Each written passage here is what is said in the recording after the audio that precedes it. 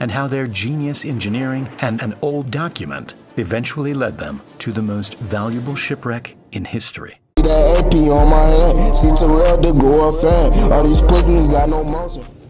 It's a cold, stormy night just off the coast of Florida in 1622. A Spanish cargo ship full of gold and silver is desperately trying to make its way back to Spain. But as it passes through the Straits of Florida, it sails directly into a hurricane. Its masts are torn apart, its rudder gets ripped off by the waves, and within minutes, the Atocha is brought down. According to records, at least $500 million worth of treasure went down that night, and its location eventually became a complete mystery. But more than 3 centuries later, after sitting at the bottom of the ocean, the motherlode of all treasure was finally discovered, and it proved to be more valuable. That, nigga, I ain't telling nobody. Fuck is you talking about? I ain't telling nobody, nigga. Them is valuables. Them is goods. Do your homework on goods. Listen to your boy. And ever imagined. We modeled the entire thing to show you how one man and his team of DIY treasure hunters spent decades searching for the ship, and how their genius engineering and an old document eventually led them to the most valuable shipwreck in history. When the Atocha went down that fateful evening, it ended up on a shallow reef in the Florida Keys, a 200-mile stretch of tiny islands. At the time, the location of the ship was known, but just a few weeks later, a second hurricane ripped the ship apart, leaving a trail of debris across the ocean floor. The location of the Atocha seemed to be lost forever, but records of its treasure were never forgotten. According to its cargo manifest, it was holding 150 gold bars, 1,000 silver bars, and more than 50 chests full of coins. All in all, the treasure would be worth at least $500 million today. All someone had to do was find it. That's where American treasure hunter Mel Fisher came in. He had spent his entire life diving, and along with his wife, ran a diving school in California, teaching more than 60,000 people how to dive. With the allure of the Atocha sitting in the Florida Keys, Mel and his family moved across the country in search for its treasure. With little more than a boat and some metal detectors, they began their search in an area called the Matecumbe Keys, which had been mentioned in several documents. But after a year of searching and more than 100,000 miles covered, they hadn't found a single thing. To many, finding the Atocha in this vast expanse of ocean was an impossible task. But Mel had a secret weapon: historian Eugene Lyon. In order to learn more about where the Atocha sank, he went to the Spanish archives in Seville and came across this document.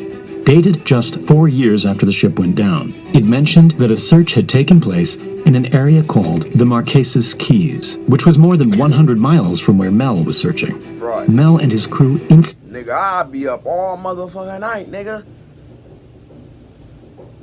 How many hours in 3 days, nigga? 72 hours, nigga. More, fuck that.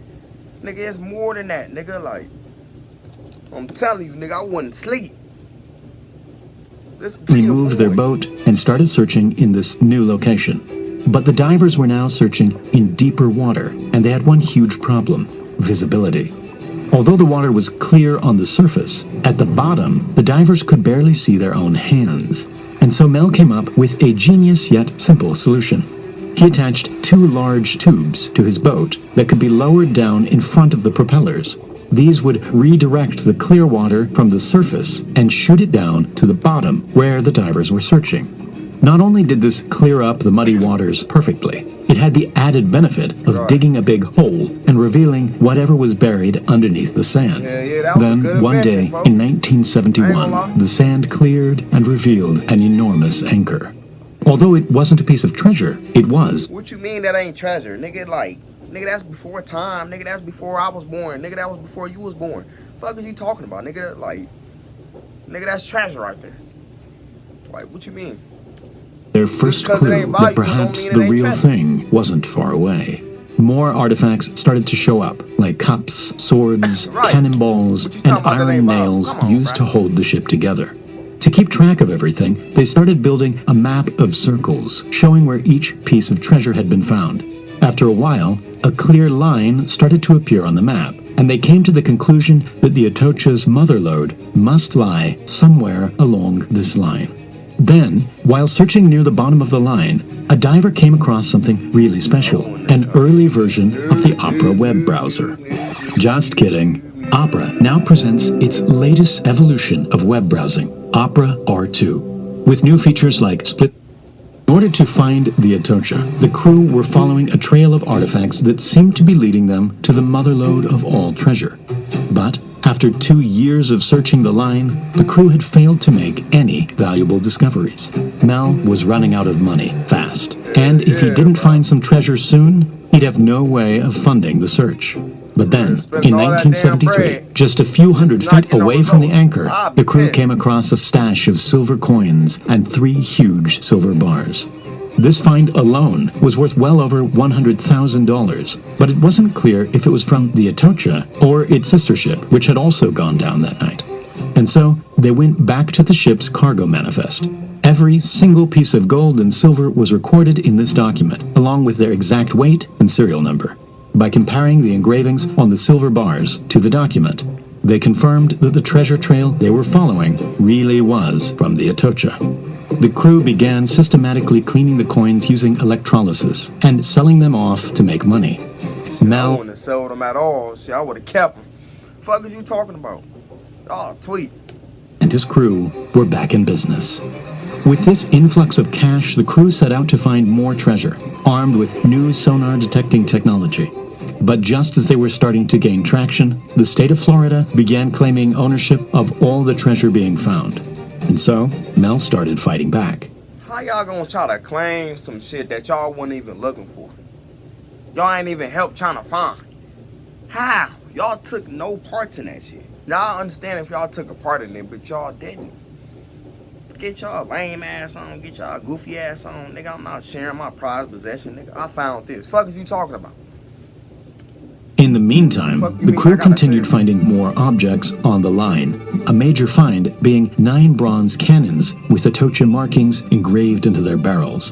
But just a day after finding these cannons, one of their boats capsized during the night, killing 3 of the crew, including Mel's son. 3 years went by, and the crew continued looking without finding any new clues. The line had run dry. Throughout the search, Mel had often mentioned a mysterious document he had read, written by one of the Atocha's survivors. According to the document, the survivor had helped an admiral smuggle 70 pounds of the world's finest Colombian emeralds onto the ship. Y'all see what I'm talking about? Look at all them damn emeralds, bro. Like, listen to your boy. I would have kept all that shit, bro. Never clear where Mel had read this, but he was absolutely sure that there was more to the Atocha's treasure than just gold and silver. Meanwhile, after 8 years of legal battles, Mel won against the government and was finally granted the right to 100% of the treasure. But by the end of the 70s, Mel had spent over $6 million looking for the Atocha, and the elusive treasure still hadn't showed up. Every little object along the way had teased the crew, and it still seemed like the treasure had to be lying somewhere along the line. But all that was about to change. In 1983, while on their way out to the line, the crew's magnetometer started lighting up. Divers went down to check, and they came across several metallic objects in a location southeast of the line. By plotting these on the map, a new line started to branch off from the original one. They knew that the ship was ripped apart a month after it sank, so it was possible that the debris was carried on a different path. They followed this new line for a couple of years, and it continued to reveal little bits of treasure. Then, on the 20th of July, 1985, exactly 10 years after the tragic death of the 3 crew members, I would have thought of some type of motherfucker plan, like metal detector, something, bro. Like, cause what the Like, I would have thought of something creative, bruh. A large but faint object showed up on their sonar scanner. 2 divers immediately entered the water and began searching for it. On a hunch, Greg Wareham decided to wander off about 100 yards to the east. And there it was. Sitting in front of him was an 80-foot-long shipwreck with piles upon piles of silver bars sitting on top. Off to the side were several chests full of coins and gold bars glinting in the light. There was no doubt that after 16 years of searching, Mel and his crew had finally found the motherlode. Amazingly, hidden within the wreck was a thumb-sized emerald worth over $800,000 alone. $800,000 Elsewhere in the alone, wreckage, nigga. One emerald alone. That motherfucker's real small. It's worth $800,000 alone, bruh. That's close to $1 million, bruh. What the f... That's crazy work. another one popped up, this time worth over $1 million. That's what I'm saying. Eventually, more than 2,000 of the finest uncut emeralds were damn. discovered, and Mel's They story found turned out to be 200,000, true after all. And now, time for the Primal Space giveaway. The winner of the previous giveaway is Emmanuel. That's the end of this video. Y'all give me y'all thoughts on this one, man. This was crazy. I ain't gonna lie. I already told y'all.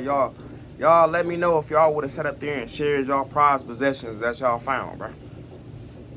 Me personally, I wouldn't share it. I wouldn't have told anybody. Listen to your boy. This was a crazy one. But y'all subscribe to my main channel, Terrell from AV1. You know what I'm saying? Taking over with this content shit. Subscribe to my third channel, Terrell Be Hotboxing. Do y'all homework on that, man. And follow my socials. I love y'all, and I'm gonna see y'all in the next one, man. I'm out. Second channel for life, but I'm on it. It's a marathon. Y'all stay on y'all P's and Q's. Don't be out here lacking, man, for real.